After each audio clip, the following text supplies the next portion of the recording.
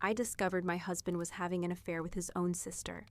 Not a stepsister, not a half-sister, his actual biological sister. And when I found out the truth, I didn't just walk away. I made sure everyone knew exactly what kind of monsters they were. My name is Velvet. I'm 42 years old. And the moment I saw that text message on my husband's phone, my entire world exploded into 1,000 pieces. But before I tell you how I exposed them both and destroyed their perfect little facade, let me tell you how I got here. Because this story doesn't start with betrayal. It starts 18 years ago with what I thought was love. Before I continue, please leave a comment telling me which state or city you're watching from. Don't forget to like and subscribe so this channel can grow and bring you more stories of justice and redemption. I met Richard when I was 24 years old. I was working as a medical transcriptionist at a hospital in Seattle, making barely enough to cover my rent and student loans. He was 28, a pharmaceutical sales rep who came through our department once a month to meet with doctors. He had this smile that could light up a room, this confidence that made you feel like everything would be okay as long as he was around. He was tall, well-dressed, successful. Everything I thought I wanted in a man. Our first date was at this little Italian restaurant downtown. He ordered for both of us without asking what I wanted, which should have been my first red flag. But I was young and stupid and thought it was romantic that he took charge. He talked about his family, about how close they all were, how his sister Melissa was his best friend in the whole world, how they'd been through everything together growing up. I thought it was sweet. God, I was such an idiot. He told me about their childhood, about how their parents died in a car accident when he was 16 and Melissa was 14, how he'd basically raised her himself, worked 2 jobs to keep them together so they wouldn't get separated by social services. He painted this picture of a noble older brother sacrificing everything for his little sister. And I fell for it.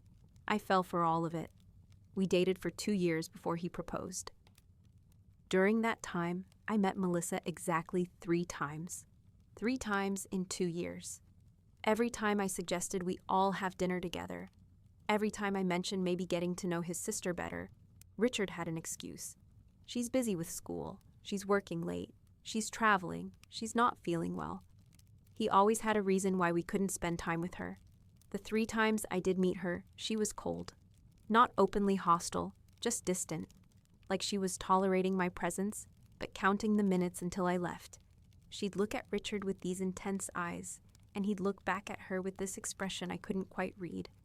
I told myself it was just sibling closeness, that I was being insecure, that I should be happy my future husband had such a strong bond with his family. When Richard proposed, it was at a fancy restaurant with a string quartet and a ring that cost more than I made in 6 months. He got down on one knee in front of everyone and said all the right words. I love you, Velvet. You're my everything. I want to spend the rest of my life with you. You complete me. And I said yes because I believed him. I believed every word. Our wedding was beautiful. Traditional church ceremony, 200 guests, open bar, the whole thing. My parents spent money they didn't have to give me the wedding I dreamed about since I was a little girl. I wore my grandmother's veil. I walked down that aisle absolutely certain I was marrying my soulmate. Melissa was at the wedding, of course. She was Richard's only family, so she sat in the front row on his side, wearing a black dress that was way too formal for a wedding, like she was at a funeral instead of a celebration. During the ceremony, when the minister asked if anyone objected, I swear I heard her make a sound, like a little gasp or a sob. But when I looked over, she was just staring straight ahead, her face completely blank. At the reception, Richard danced with me for our first dance, then immediately went to dance with Melissa. I watched them on the dance floor, and something about the way they moved together made my stomach turn. They were too close. His hand on her back was too low. They were looking into each other's eyes too intensely. But I pushed the feeling down. I told myself I was being crazy, that it was just the stress of the wedding day, making me see things that weren't there. The first 5 years of our marriage were good. At least, I thought they were good. Richard's career took off. He got promoted to regional sales manager, started making 6 figures, bought us a beautiful house in the suburbs with 4 bedrooms and a yard. We had everything except what I wanted most. I wanted children. God, I wanted children so badly. I dreamed about being a mother since I was a little girl.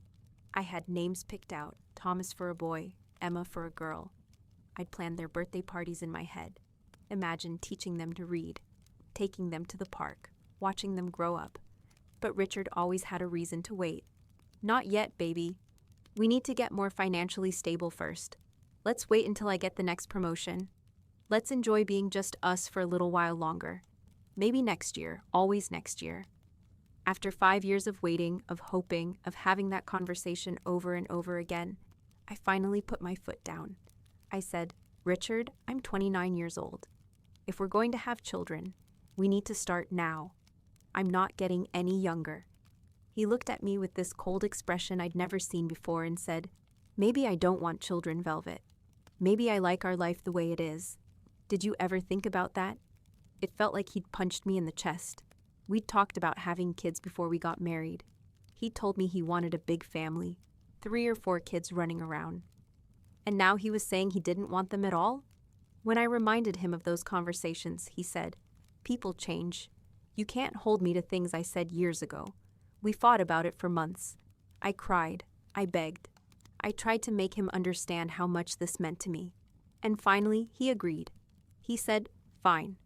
We can try, but don't expect me to be excited about it. So we tried. For 3 years, we tried. And nothing happened. Month after month of negative pregnancy tests, of disappointment, of feeling like my body was failing me. I went to doctors. I took fertility drugs that made me sick and emotional. I tracked my ovulation obsessively, and still nothing. Richard refused to get tested. He said, there's nothing wrong with me. It's obviously you. You're the one who can't get pregnant. Like it was my fault, like I was defective. Like I was letting him down by not being able to give him something he didn't even want in the first place. During those 3 years, Melissa started coming around more. At first, it was just occasional Sunday dinners at our house.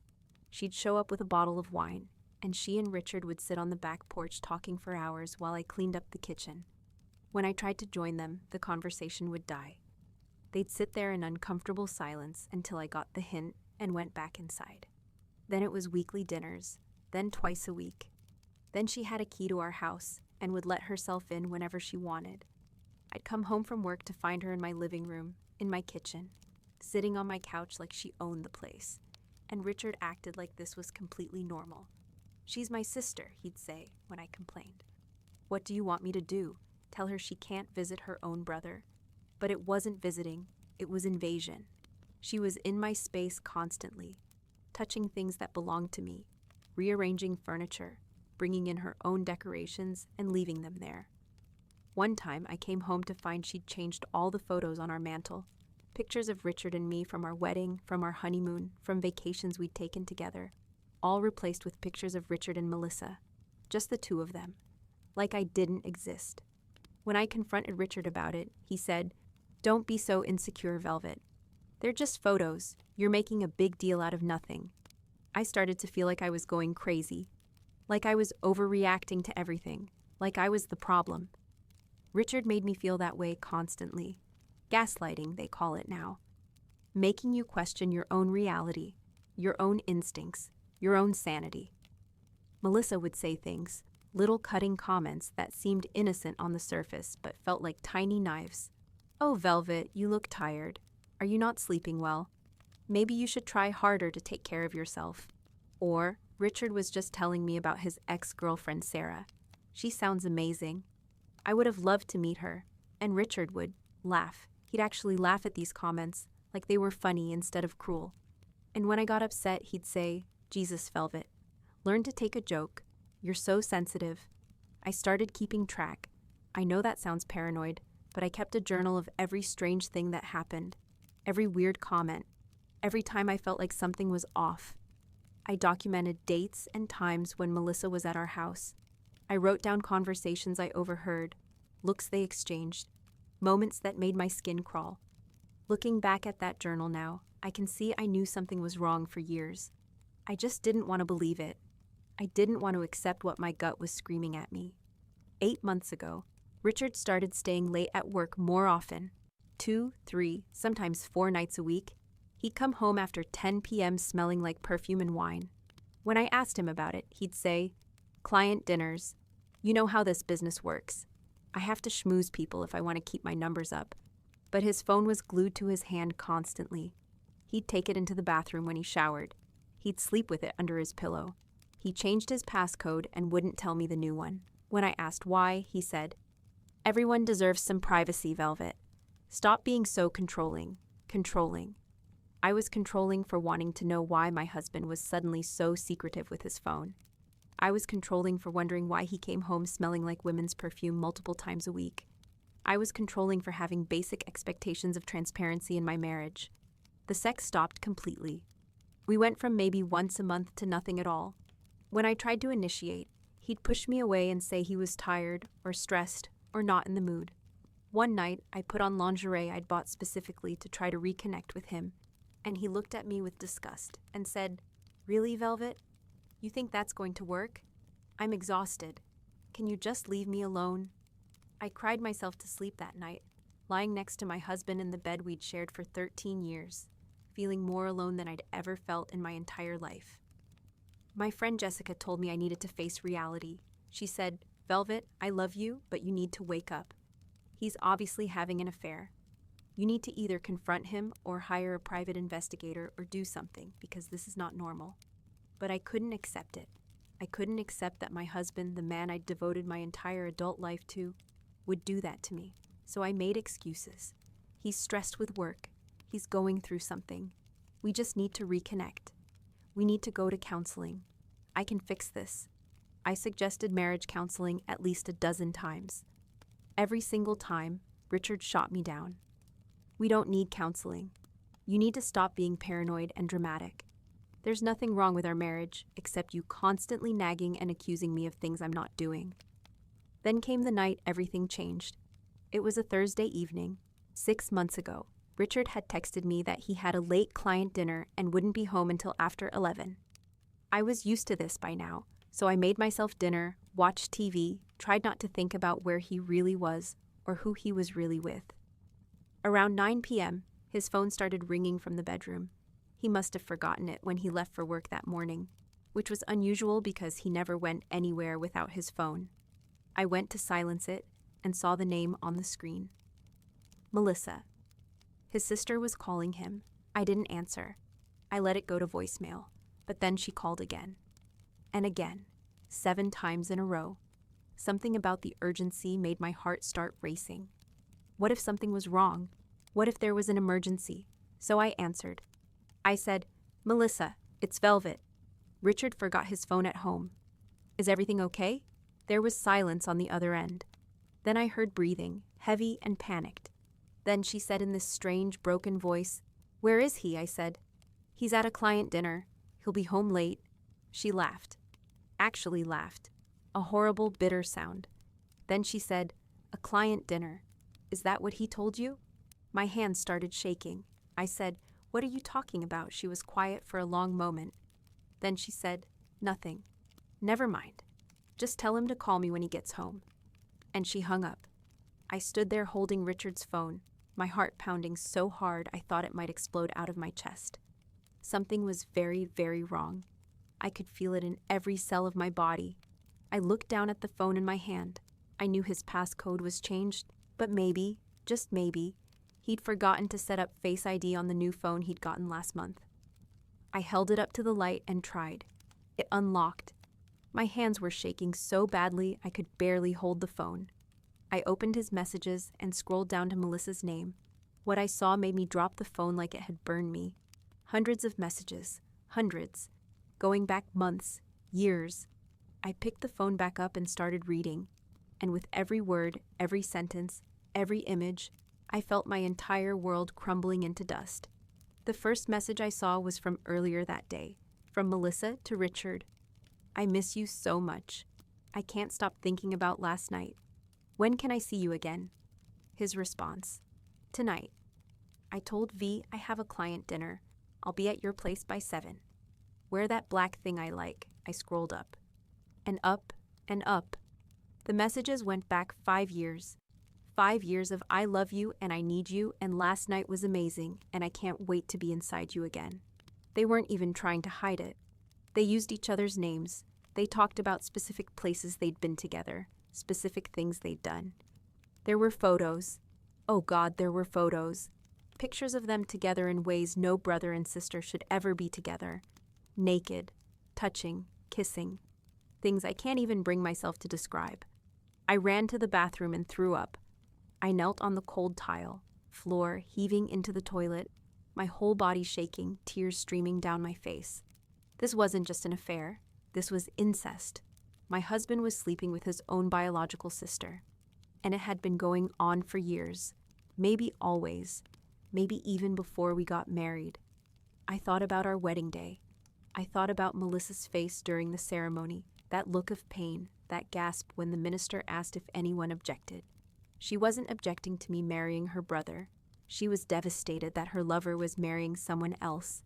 I thought about all those times Richard said he didn't want children. Now I understood why. He couldn't risk having kids with me when he was sleeping with his sister. What if the genetics got complicated? What if there were questions about paternity? What if someone figured out the truth?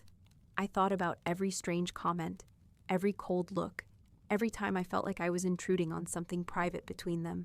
I wasn't imagining it. It was real. All of it was real.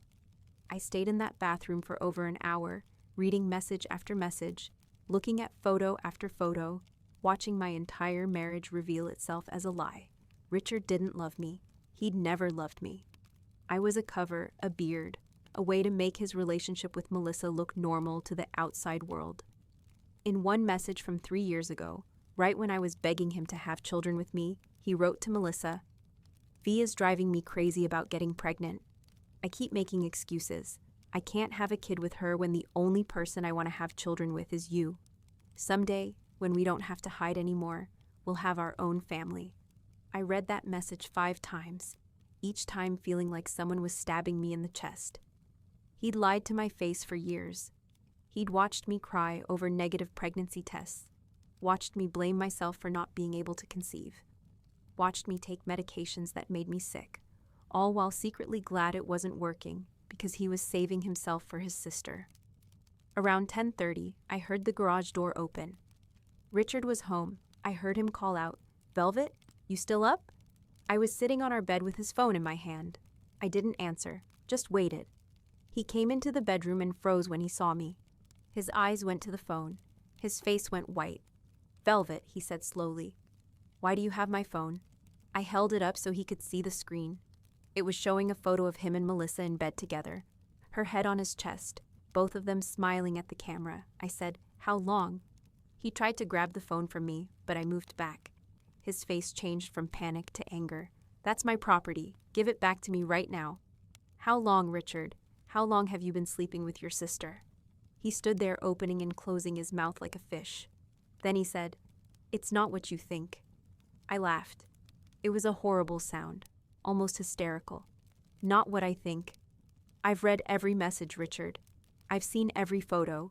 You and Melissa have been having an affair for at least 5 years. How is that not what I think?" His face hardened. "Fine. You want the truth? Yes, Melissa and I are together. We've always been together. Since we were teenagers." The words hit me like a physical blow. "Since you were teenagers?"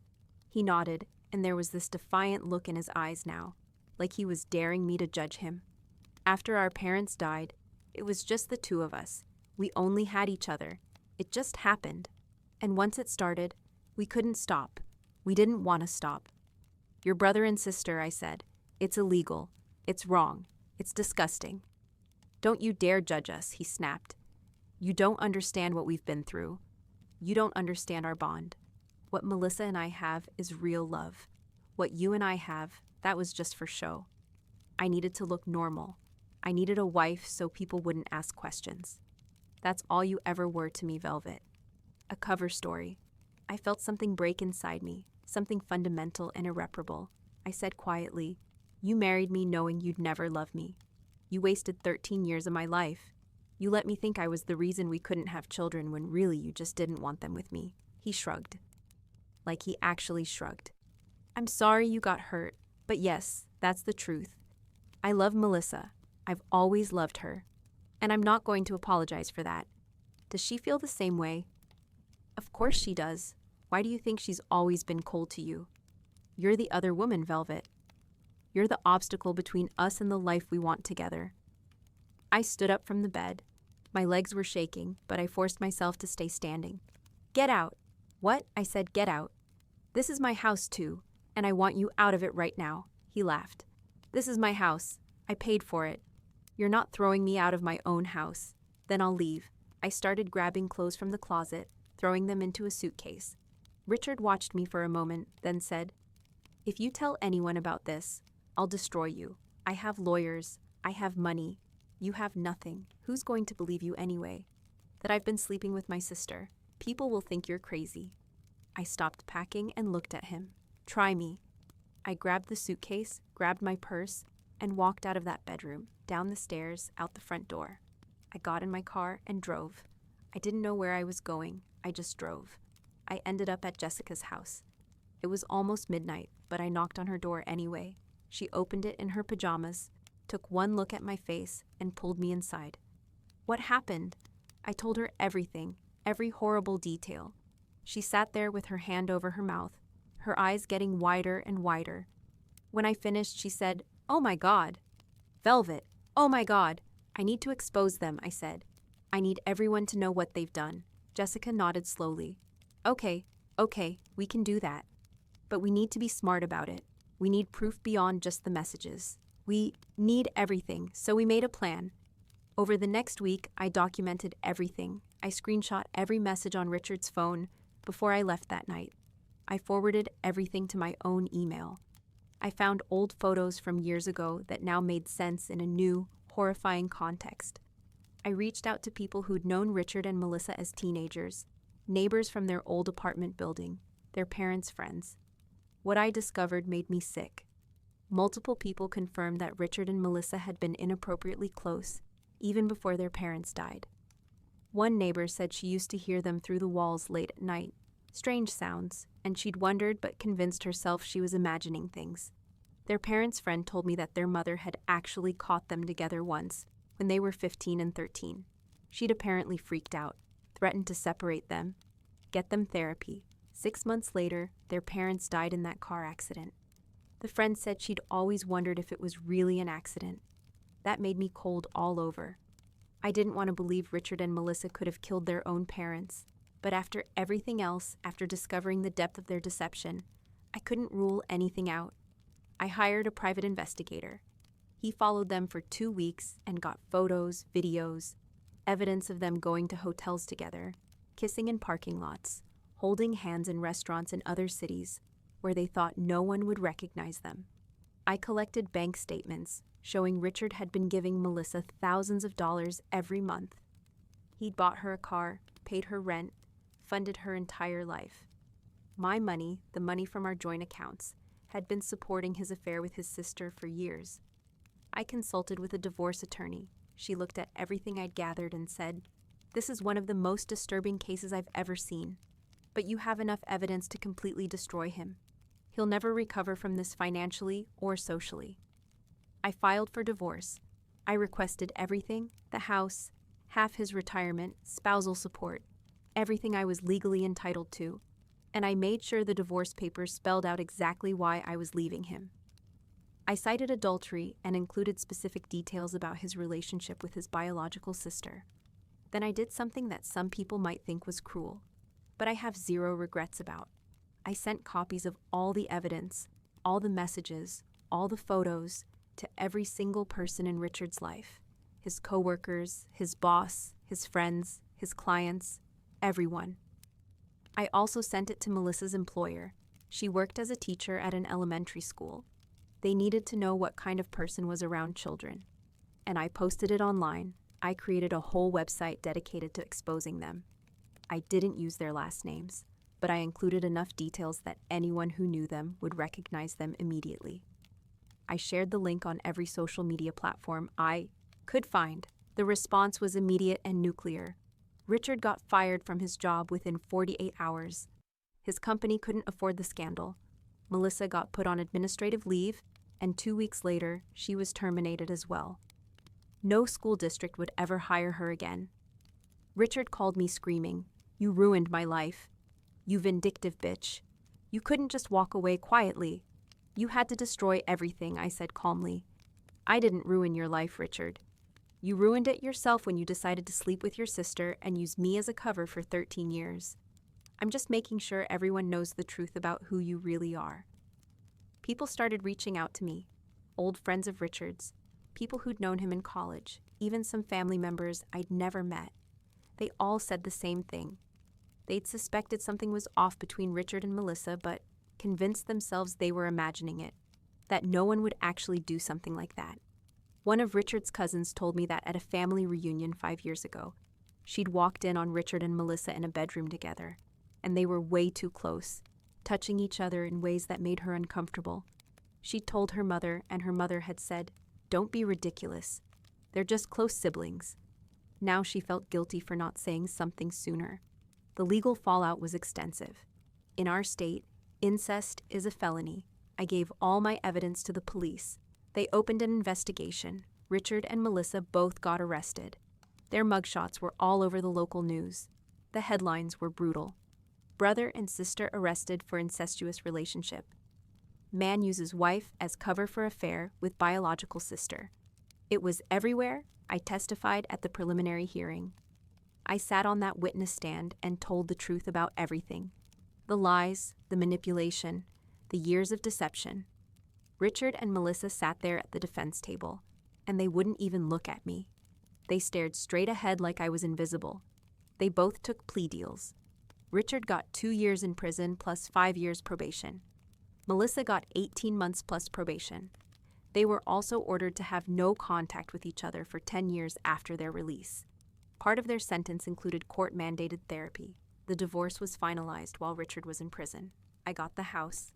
I got half his retirement, even though he'd already lost his job. I got 3 years of spousal support.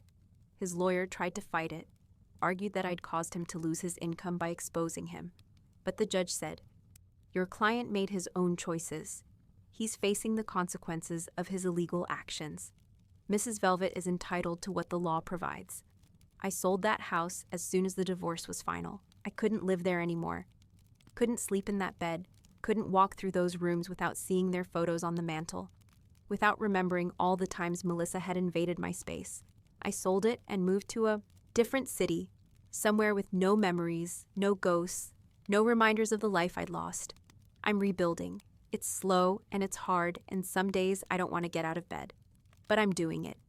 I started therapy to process everything, to work through the trauma of realizing my entire marriage was a lie.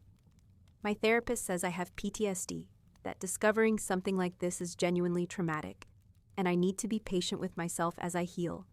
I went back to school. I'm getting my nursing degree, something I'd wanted to do before I met Richard, but gave up because he said it would take too much time and money. Well, now I have time, and I have his money from the divorce settlement, so I'm finally doing something for myself. I'm 42 years old. I spent 13 years married to a man who never loved me, who used me as a prop in his sick relationship with his sister.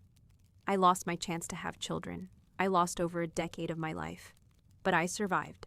Some people have said I went too far by exposing them so publicly. Some people think I should have just quietly divorced him and moved on. But those people don't understand what it's like to discover that your entire adult life has been a lie. They don't understand the rage, the betrayal, the bone-deep need for justice. Richard and Melissa chose to commit a crime. They chose to lie and deceive and manipulate. They chose to hurt me. I simply chose to tell the truth. If the truth destroyed them, that's not my fault. That's the natural consequence of their own actions. I have no regrets. Not one. They deserved everything they got and more. And if I had to do it all over again, I'd do exactly the same thing. To anyone watching this who's been lied to, who's been betrayed, who's discovered that the person they trusted most in the world is a monster, you're not alone. Your feelings are valid. Your rage is justified. And you deserve to have your truth heard. Don't let anyone tell you to be quiet. Don't let anyone tell you to protect your abuser's reputation. Don't let anyone tell you that exposing the truth makes you vindictive or bitter or cruel. You have every right to tell your story. You have every right to make sure the world knows what was done to you. I'm Velvet. I'm a survivor. And I'm done being silent. My friend Jessica has been with me through everything. She was the one who helped me gather evidence, who held me while I cried, who reminded me I was strong enough to get through this. Last month, she said something that really stuck with me. She said, "Velvet, you didn't just survive this. You took your power back. You took control of your own story. That's not revenge. That's justice." And she's right.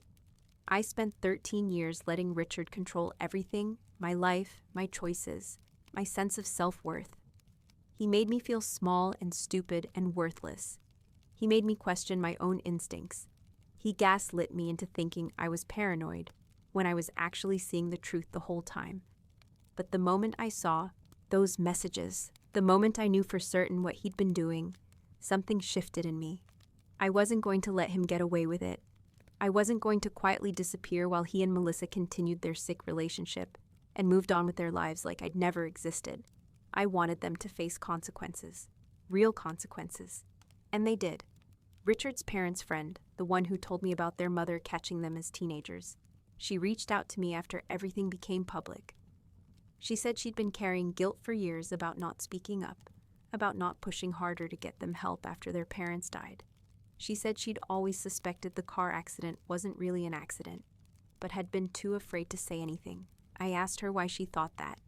She said their mother had made an appointment with a family therapist the week before she died. She'd confided in this friend that she'd discovered something disturbing about her children's relationship and was planning to separate them, get them intensive therapy, maybe even report it to authorities if they wouldn't cooperate. Then suddenly, both parents were dead. The brakes on their car had failed on a mountain road. The police ruled it an accident, said it was mechanical failure, old car, bad maintenance. But this friend always wondered. She said Melissa had taken auto shop in high school. She knew her way around cars. I don't know if Richard and Melissa killed their parents. I'll never know for sure.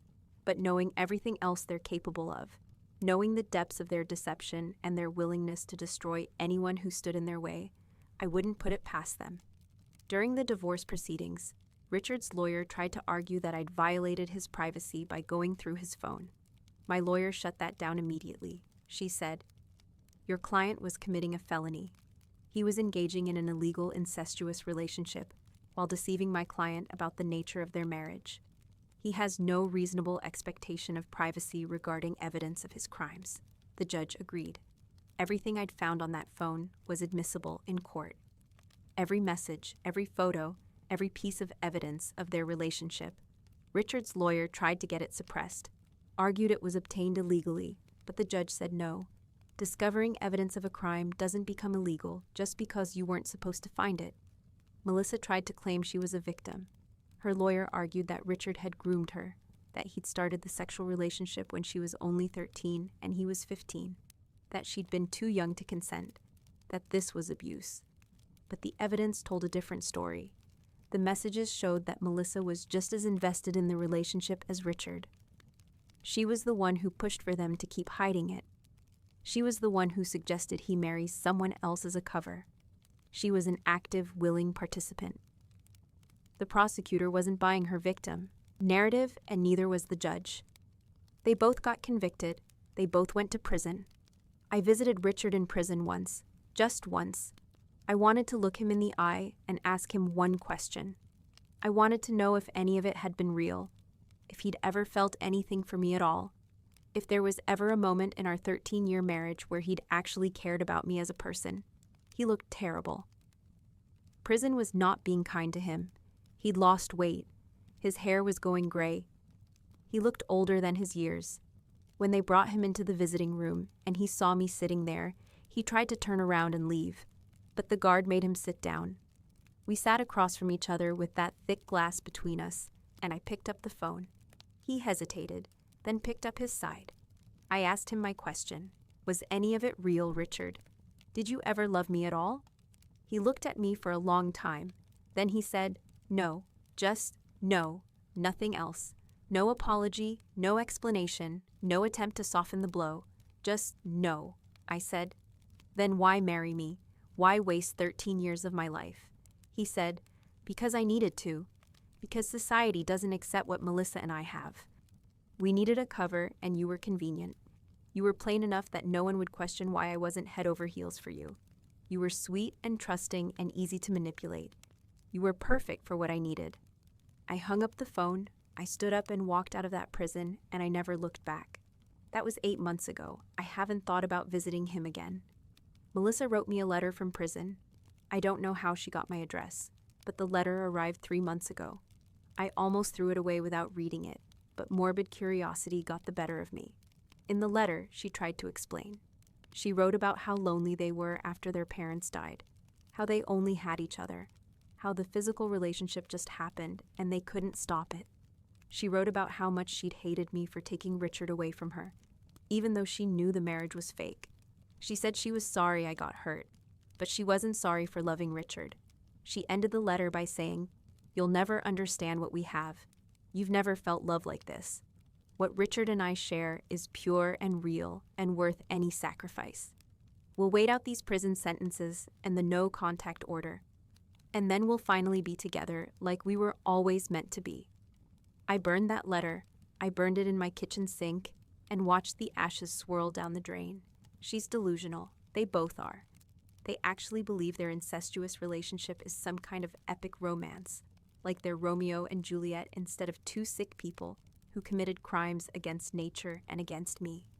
I'm dating again. It's terrifying. Trusting someone new after what I went through feels impossible. But I'm trying. I went on a few dates with a guy named Marcus. He's a nurse at the hospital where I'm doing my clinical rotations. He's kind and patient and nothing like Richard.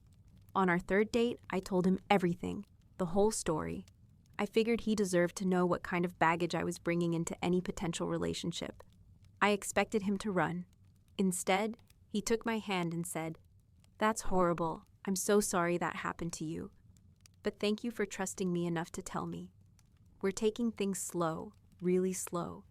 But it feels good to be with someone who sees me, who values me, who doesn't make me feel like I'm crazy for having basic expectations of honesty and respect." My therapist says I'm making progress. She says the fact that I can talk about what happened without breaking down is a sign of healing. She says the fact that I'm willing to try dating again shows resilience. She says I should be proud of how far I've come. Some days I am proud. Some days I look at my new life, my apartment, my nursing school books, my plans for the future, and I feel strong. I feel like I survived something that should have destroyed me, and I came out the other side intact. Other days I'm angry, furious. I'm angry at the 13 years I lost. I'm angry that I'll never have children now, never have the family I dreamed about. I'm angry that Richard and Melissa stole that from me. I'm angry that they're in prison for just a few years when they took away my entire future. But mostly I'm grateful. I'm grateful I found out the truth. I'm grateful I got out. I'm grateful I had the strength to expose them and make them face consequences. Because the alternative, continuing to live that lie, continuing to be used and manipulated and gaslighted, that would have destroyed me eventually. I don't know what will happen when Richard and Melissa get out of prison. I don't know if they'll actually wait out the 10-year no-contact order, or if they'll find a way to be together again. Honestly, I don't care. They're not my problem anymore. They're not my responsibility. They're just two damaged people who made terrible choices, and now they have to live with those consequences. What I do know is that I'm going to be okay. Better than okay. I'm going to finish nursing school. I'm going to build a career I'm proud of. I'm going to surround myself with people who actually care about me. I'm going to have a life that's mine, that I chose, that no one can take away from me. I'm 42 years old. I lost 13 years to a lie, but I have hopefully another 40 or 50 years ahead of me, and those years are going to be lived on my terms. No more settling. No more accepting less than I deserve. No more making myself small to make someone else feel big. My name is Velvet. I survived an unthinkable betrayal. I exposed the truth. I got justice. And now I'm moving forward. To everyone who's been through something similar, who's discovered that the person they trusted was lying to them, who's had to rebuild their life from nothing, you can do this. You're stronger than you think. You deserve better. And you will get Through this, don't let anyone silence you. Don't let anyone tell you that exposing abuse makes you the bad guy. Don't let anyone convince you that you should protect your abuser's reputation. Your truth matters. Your story matters. And you have every right to tell it. Thank you so much for listening to my story. If you related to any part of this, if you've been through betrayal or gaslighting or abuse of any kind, please know you're not alone. Hit that like button and subscribe to this channel so we can keep sharing these stories of survival and justice. Leave a comment and tell me where you're watching from. And if you feel comfortable, share your own story. We heal together by refusing to stay silent. I'll be back tomorrow with another story. Until then, remember that you are worthy of love, of respect, of honesty. You are worthy of a partner who sees you as an equal, not as a prop or a convenience. You are worthy of the truth. And if someone in your life is treating you like you don't matter, like you're crazy for having basic expectations, like you should be grateful for whatever scraps they throw your way, you deserve better. You deserve so much better. Never let anyone make you feel small. Never let anyone convince you that you're the problem when they're the one lying. Trust your instincts. If something feels wrong, it probably is. And if you discover the truth about someone's deception, don't be afraid to expose it. The truth is powerful. The truth sets you free.